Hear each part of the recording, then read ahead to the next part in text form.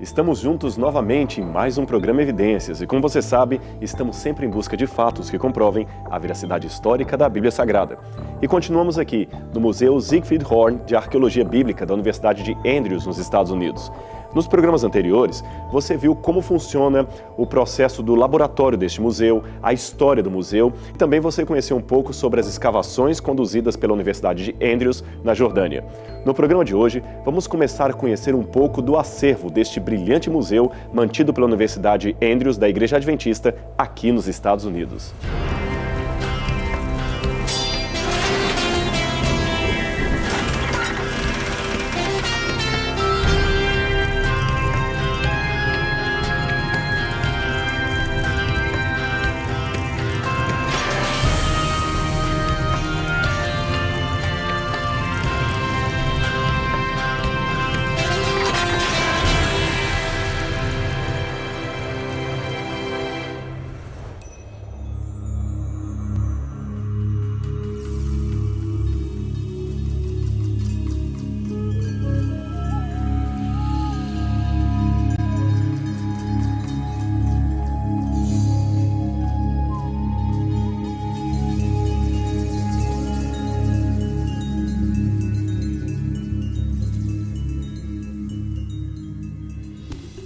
Os beduínos são um grupo étnico que interessam muito de perto àquele que lida com a arqueologia bíblica. Você sabe, os beduínos são aquelas famílias que vivem no deserto do Oriente Médio até hoje. E sabe qual que é o interessante em estudar esse grupo? É porque eles são uma verdadeira cápsula do tempo. Isso mesmo, eles mantêm tradições milenares que ecoam costumes da época da Bíblia, costumes da época de Abraão. Por exemplo, aqui atrás eu tenho algumas peças feitas por beduínos de Hebron, e elas são usadas em camelos para atravessar o deserto. Aqui você tem uma bolsa, onde eles colocam vários cereais, vários alimentos, e assim eles conseguem sustentar as suas gerações exatamente como fazia no tempo do Gênesis. Vamos continuar conhecendo outros artefatos que ilustram esse período da Bíblia.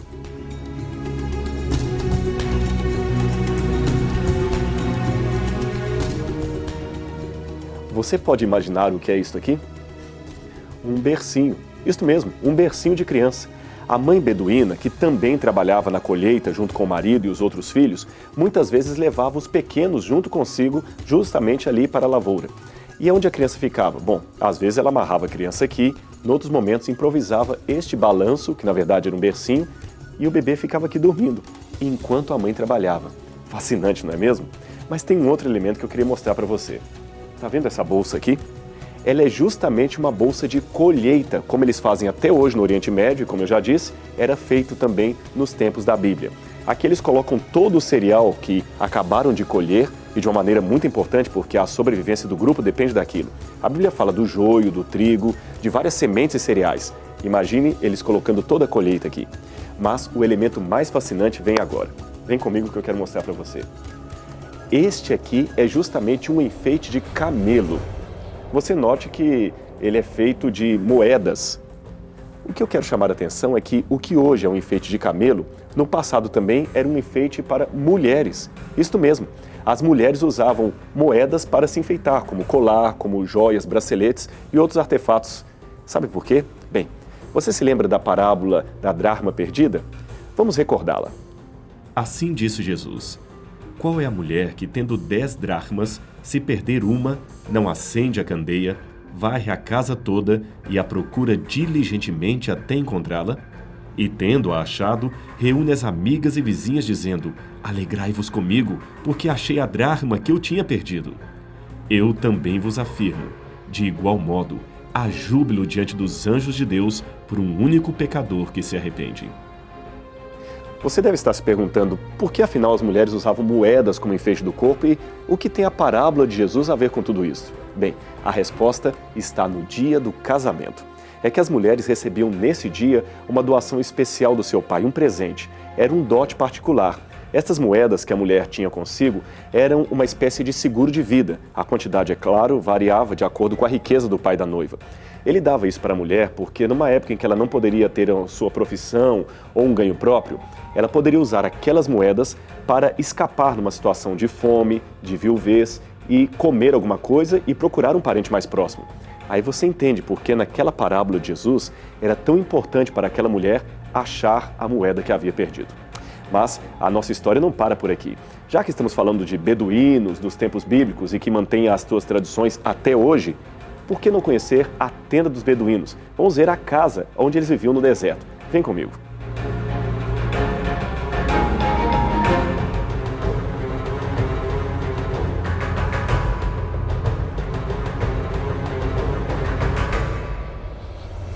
Esta então é a tenda que está aqui dentro do Museu Horn, feita por beduínos de Hebron. Veja, ela foi feita justamente com pelo de cabra, como nos tempos da Bíblia. Aliás, o seu formato é exatamente como havia nos tempos de Abraão. Se você se lembrar bem da série do programa Evidências, se recordará de um programa que fizemos especialmente em Israel, no subúrbio de Jerusalém, onde mostramos uma tenda como esta, montada ao ar livre, e que ilustra muito de perto os costumes patriarcais. Você se lembra? Agora aqui, eu quero chamar a sua atenção para um objeto que está perto da tenda e que também faz parte aqui do acervo do Horn Museum aqui da Andrews. Você talvez está se perguntando o que seria isto que está aqui. Eu vou explicar para você. A Bíblia diversas vezes menciona esse objeto. É um odre. Vamos recordar algumas passagens bíblicas que falam do odre? Já me assemelho a um odre na fumaça. Contudo, não me esqueço dos teus decretos. Salmo 119, verso 83. Ninguém põe vinho novo em odres velhos. Do contrário, rompem-se os odres, derrama-se o vinho e os odres se perdem. Mas põe-se vinho novo em odres novos, e ambos se conservam. Mateus capítulo 9, verso 17. Agora eu vou explicar para você como é que era feito o odre e como funcionava o seu uso nos tempos bíblicos. Isso ajudará você a entender melhor essas passagens da Bíblia que acabamos de mencionar. Agora prepare-se porque a explicação pode ser um pouco indigesta. É o seguinte, o odre, como já dissemos, era feito para armazenar líquidos como o vinho, como a água. Eles nem sempre apreciavam guardar isto em tonéis de cerâmica, porque, óbvio, atravessar o deserto com peças de cerâmica, aquilo ali era mais pesado, poderia quebrar. Então o odre, que era feito de pele de animal, era muito mais flexível, maleável e fácil de transportar. Agora, era assim que eles o fabricavam. Eles pegavam uma cabra, cortavam a cabeça do animal, como você está vendo aqui. Depois eles também pegavam todo o que estava dentro desse animal, todas as entranhas, e puxavam, e tiravam tudo aquilo ali. Ficava, evidentemente, só a pele. Eles tiravam os ossos, as entranhas, todas as vísceras, ficava isso aqui só a pele. Deixavam secando no sol. Depois costuravam as patas e você tinha justamente uma bolsa térmica, hermeticamente fechada. A água aqui fica muito bem conservada. Eu sei que você deve estar imaginando, mas não ficava com um gosto um tanto ruim? Para a nossa cultura, definitivamente. Eu já vi beduínos no deserto usando isso aqui para beber água. Eu confesso a você que não tive coragem de beber aquela água, mas eu experimentei justamente a temperatura dela e é incrível como a água aqui dentro é armazenada numa temperatura muito mais agradável e não numa temperatura morna, como seria uma água exposta a um calor de 40 graus, como é comum no deserto, especialmente no deserto da Judéia ou no deserto também ali do Egito. Agora eles bebiam a água daqui e guardavam o cântaro justamente nessa posição. E as passagens da Bíblia que mencionamos? Bom, você sabe que o couro, enquanto ele está novo, ele tem maior flexibilidade. Pois bem, no caso do vinho, para citar a expressão dita por Jesus, não se coloca vinho novo em odres velhos, o esquema era o seguinte: o vinho, depois de um tempo, evidentemente fermenta. E quando ele fermenta, produz gás, então evidentemente o espaço é expandido. Se o odre é feito com um couro novo, ele fica flexível e se expande junto com o vinho. Porém, se o odre já é um tanto velho, ele fica mais ressecado. E quando o vinho se expande, evidentemente, o couro vai se romper. Aí, a expressão de Jesus, o vinho novo tem que ser em odres novos, porque um vinho novo em odres velhos, quando ele se expandir, o odre vai se romper, vai se partir e você perderá o odre e o vinho. O significado disso é fácil. Jesus quis dizer que para recebermos uma verdade, uma ideia nova, devemos ter a disposição para ter também uma mente nova ou uma mente renovada. Se a nossa mente é velha, como um odre ressecado, presa a padrões principalmente sem base bíblica ou sem base na palavra de Deus, esse odre, a nossa mente, não suportará o vinho puro do Evangelho. Ele acabará se rompendo simbolicamente, se é que você me entende. Mas a outra passagem também é significativa. Já me assemelho, Senhor, disse o escritor bíblico, a um odre numa fumaça, porém jamais me esqueço dos seus mandamentos. O odre numa fumaça é o seguinte: quando o odre estava velho, ressecado, já não servia para muita coisa mais. Eles aproveitavam o couro para restaurar uma sandália, um cinto ou, quem sabe, algum buraco feito justamente na tenda dos beduínos. Então eles pegavam este odre e amarravam na tenda lá no teto. Como às vezes eles tinham o costume, realmente um pouco perigoso, mas havia esse costume de acender fogo dentro da tenda, aquela fumaça cobria todo o teto. E o odre, velho, sem muita expressão, que ficava pendurado lá em cima, ficava recebendo essa fumaça. Então o escritor bíblico quis dizer o seguinte: eu, ou o escritor, na sua velhice, talvez na sua condição momentânea, estava se sentindo tão desprezado que se assemelhou a um odre velho pendurado no teto de uma tenda. Já me assemelha a um odre na fumaça, um odre que recebe a fumaça e que ninguém liga para ele. Porém, Senhor, ainda nesta condição, eu jamais me esqueço dos teus mandamentos. Bom, na tenda havia muitas coisas que nos remetem aos tempos da Bíblia, aos costumes mencionados na Palavra de Deus. E tem mais um que eu queria mencionar para você. As mulheres muitas vezes ficavam na porta da tenda costurando. E o que elas usavam para tecer as roupas? A lã feita justamente, que vem justamente da ovelha. Eles tinham o costume de ter vários rebanhos de ovelhas. E aqui eu tenho uma lã de uma ovelha que foi tosqueada no Oriente Médio e que também está aqui fazendo parte da coleção do museu. Veja que ela é bastante macia e na época era muito propícia para preparar o tecido para a roupa. E era uma das coisas mais lindas que eles tinham. Curioso que Isaías também faz uma menção muito importante sobre a lã. Ele diz que, ainda que os nossos pecados fossem vermelhos como a escarlate, eles se tornariam brancos como a mais pura lã. Bonito, não é? Como é bom estudar a Bíblia mediante estas descobertas arqueológicas que permitem a palavra de Deus ficar tridimensional. Parece que estamos vivendo naquele tempo. Bom, deixe-me também falar com você um pouco sobre as refeições. Na porta da tenda, uma vez, Abraão viu alguns visitantes que vinham de longe. Você se lembra desse episódio? Vamos recordá-lo na palavra de Deus. Apareceu o Senhor a Abraão nos carvalhais de Manre, quando ele estava sentado à entrada da tenda no maior calor do dia. Abraão levantou seus olhos, olhou, e eis 3 homens em pé diante dele. Vendo-os, correu da porta da tenda ao seu encontro, prostrou-se em terra e disse: Senhor, se acho mercê diante da tua presença, rogo-te que não passes do teu servo. Traga-se um pouco d'água, lavai os vossos pés e repousai debaixo desta árvore. Trarei um bocado de pão. Refazei as vossas forças, visto que chegastes até o vosso servo. Depois seguireis adiante. Responderam: Faze como disseste. Apressou-se, pois, Abraão para a tenda de Sara e disse-lhe: Amassa depressa 3 medidas de flor de farinha e faze pão assado. Abraão, por sua vez, correu ao gado, tomou um novilho tenro e bom, deu ao criado, que se apressou em prepará-lo. Tomou também coalhada e leite, e o novilho que mandara preparar, e pôs tudo diante deles, e permaneceu em pé, junto deles, debaixo da árvore. E eles comeram.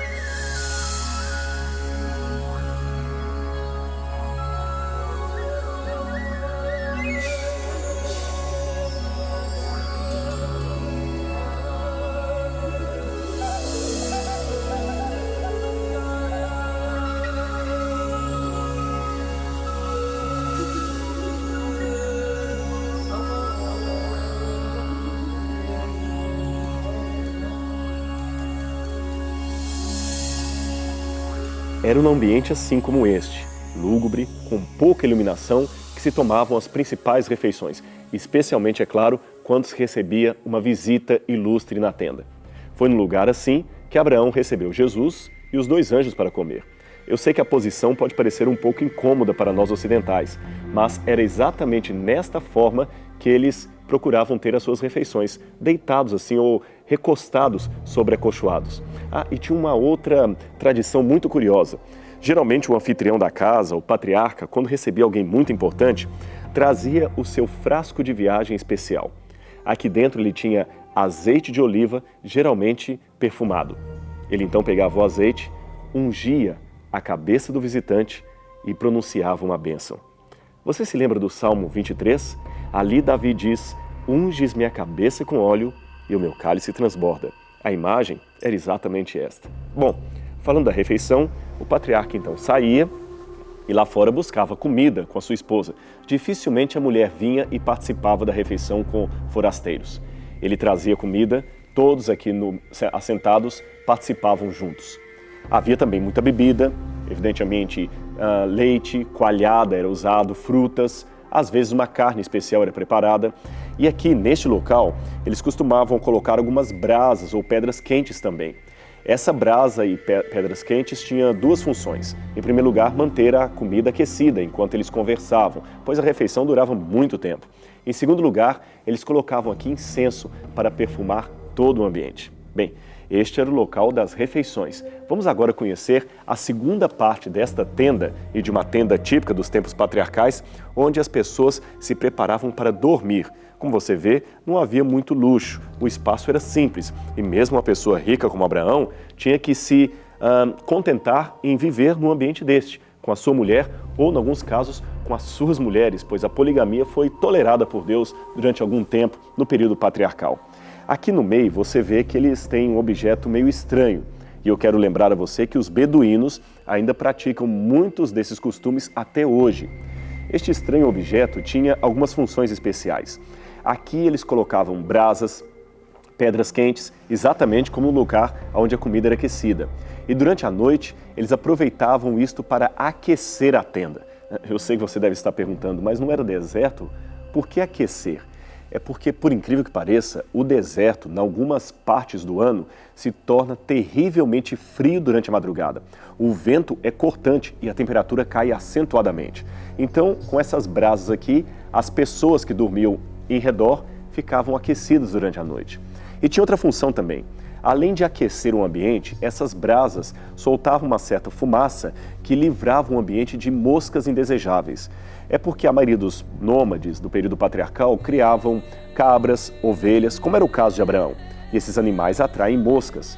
E sabe, no deserto há muita mosca. Eu mesmo já vi muita mosca no deserto de Baiuda e elas são incômodas. Então a fumaça acaba espantando aqueles insetos. E novamente eles colocavam aqui incenso para perfumar todo o ambiente. Depois, fazia-se uma oração, o pai abençoava os filhos e cada um dormia no seu acolchoado. Imagine Abraão também se recostando para dormir e, se a mente me permite um tanto de imaginação, eu posso imaginar Abraão olhando para o teto da sua tenda e quem sabe por um buraco dela, olhando as estrelas e lembrando-se da promessa que Deus lhe havia feito, de que um dia ele seria pai de uma grande nação, tão numerosa quanto as estrelas do céu. E depois disto, Abraão dormia, sonhando com o céu, sonhando com seu amigo, sonhando com seu Criador. A gente continua a nossa conversa no próximo programa, Evidências. A Mesopotâmia será o assunto do nosso próximo programa Evidências, nessa série especial gravada aqui na Universidade de Andrews. Você conhecerá o acervo do Museu da Andrews e a coleção que eles têm de tabletes com inscrição cuneiforme datados de mais de 2000 anos antes de Cristo. Portanto, não perca o próximo programa Evidências aqui na TV Novo Tempo.